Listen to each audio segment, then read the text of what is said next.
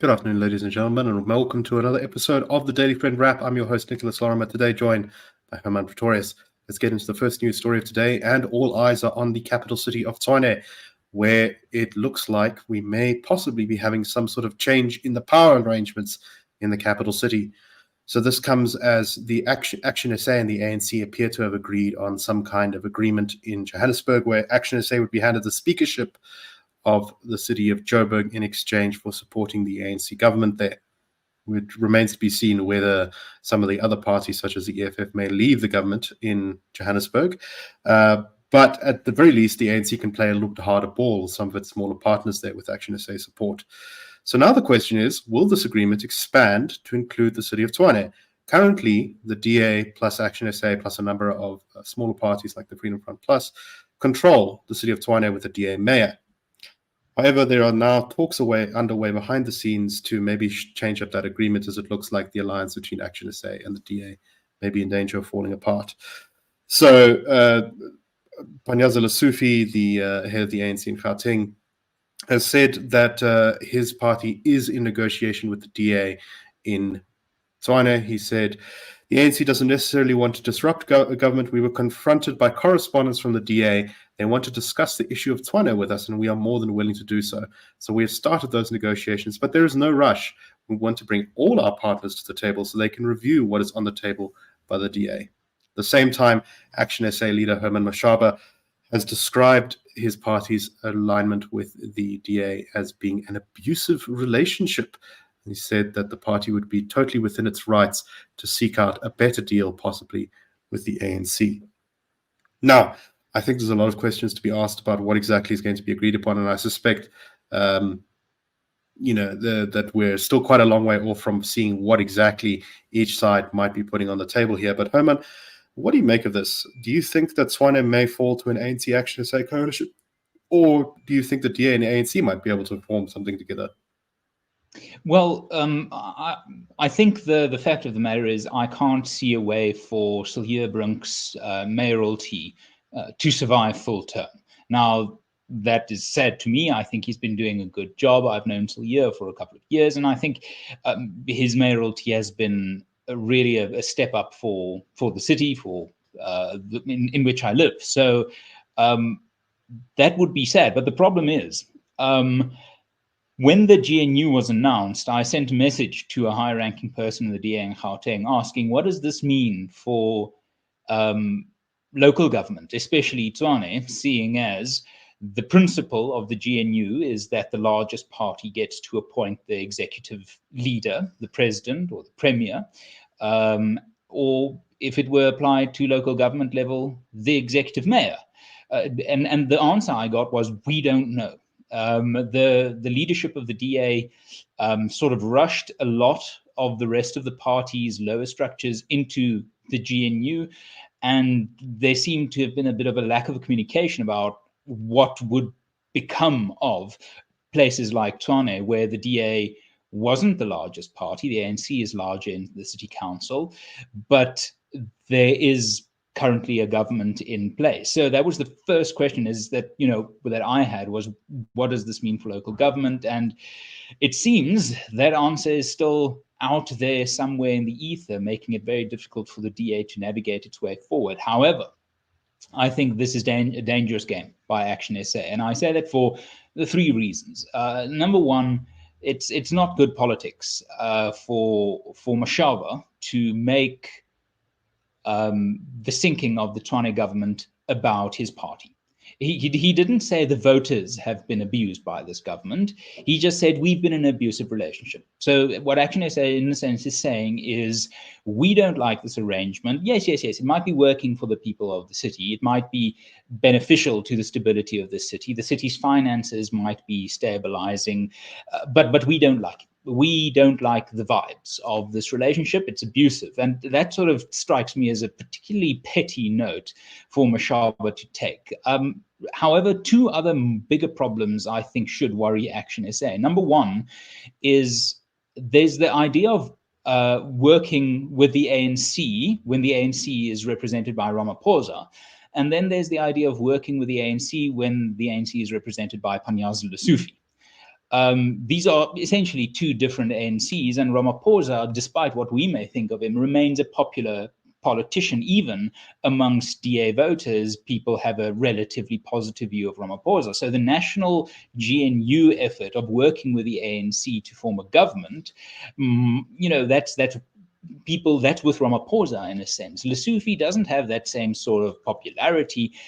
And the second problem that Action SA might face is the ANC at a national level is sort of remote and sort of not immediately a threat or a benefit to the people of South Africa on a day-to-day basis, where local government is incredibly tangible.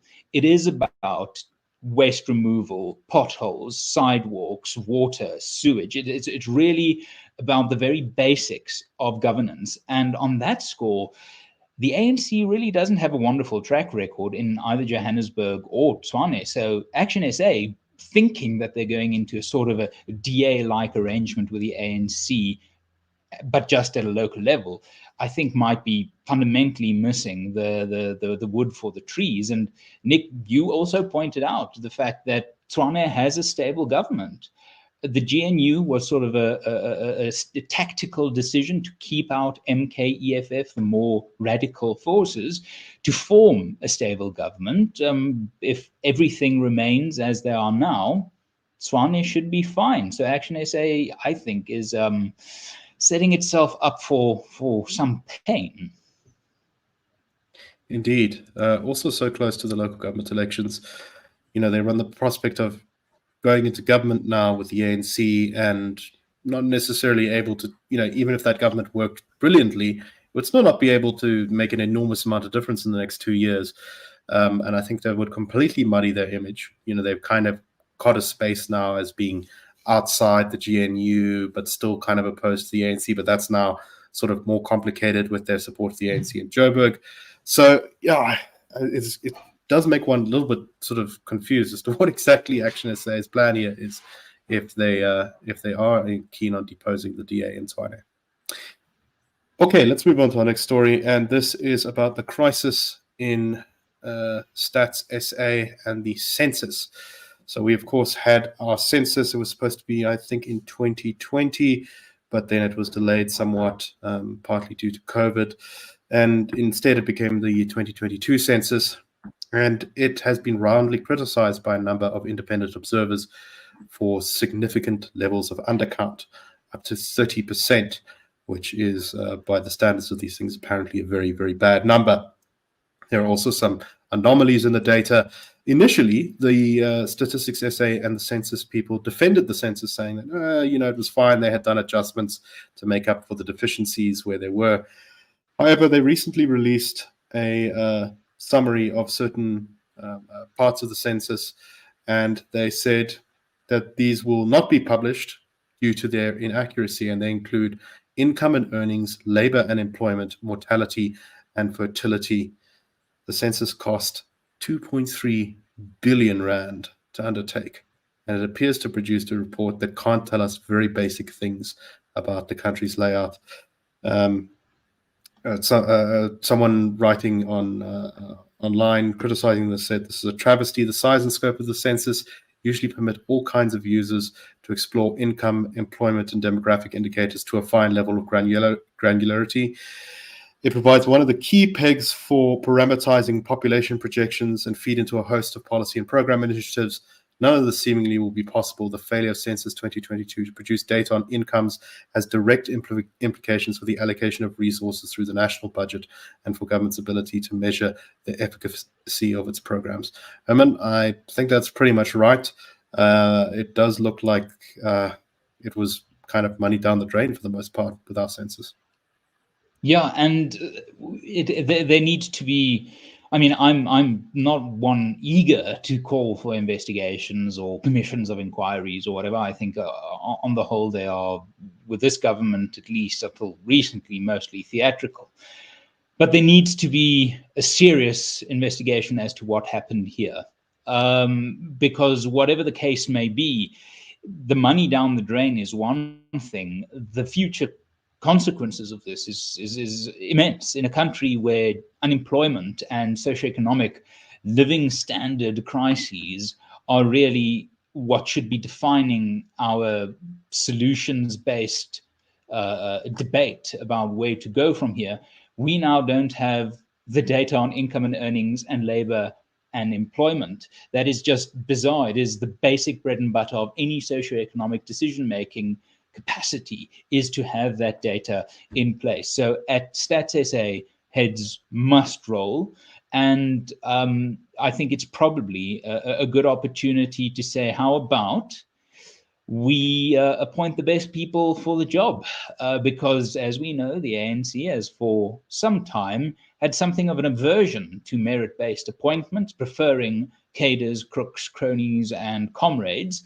And whatever the case may be here, somewhere, someone who was politically accountable and politically appointed didn't do their job, to the tune of a few billion now, but likely a few billion down the line as well. It is a travesty. It is horrific. It is the sort of nonsense that you would expect from really some of the sort of crappier third world nations. Up to now, at least, Stats SA has been relatively reliable and a good source of information for South Africans, for businesses, for people like us to understand what's going wrong and how to fix it. This is really Banana Republic stuff. Of course, it's only going to create bigger problems down the line. I mean, do we wait until our sort of next census period in sort of 2030? Do we try and fix it now? And how easy will these problems be able to be fixed when we do the next census if we've got this sort of basically bad batch of data over here? It's all just a bit of a nightmare. But yeah, we'll have to see what happens here. I suspect it's not the last we've heard of this, and I agree with you. There should definitely be investigations into exactly what went wrong here. Okay, let's move a little bit overseas now. Just touching very briefly on the American election. The Americans are, of course, in November electing a president for a 4-year term, and this has been one of the most exciting and eventful election seasons in a while in U.S. Political history. We, of course, had the attempted assassination of Donald Trump, and then there was the fact that Joe Biden dropped out. There was Joe Biden's terrible debate performance, and then the surprise elevation of his vice president, Kamala Harris, to the position of candidate for the Democratic Party in the United States. We've now had an election that looked like it was going to be sewed up pretty tightly by Trump after the Republican National Convention being much more up in the air. One that seems far more up for grabs, 50-50 kind of coin flip type stuff. Hermann, what do you make of it? We've just had the Democratic National Convention, and you listened to some of the speeches there. Yeah, I listened particularly to the speech from just yesterday by Tim Walz, the VP candidate for Harris's ticket.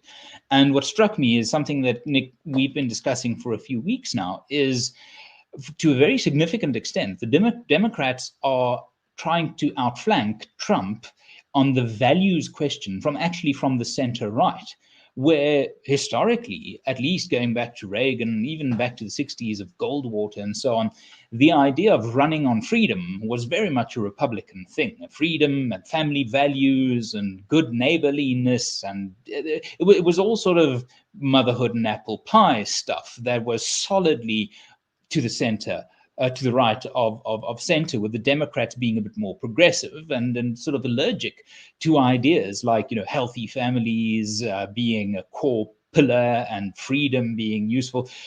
But in Tim Walz's speech, he just flipped that script on its head.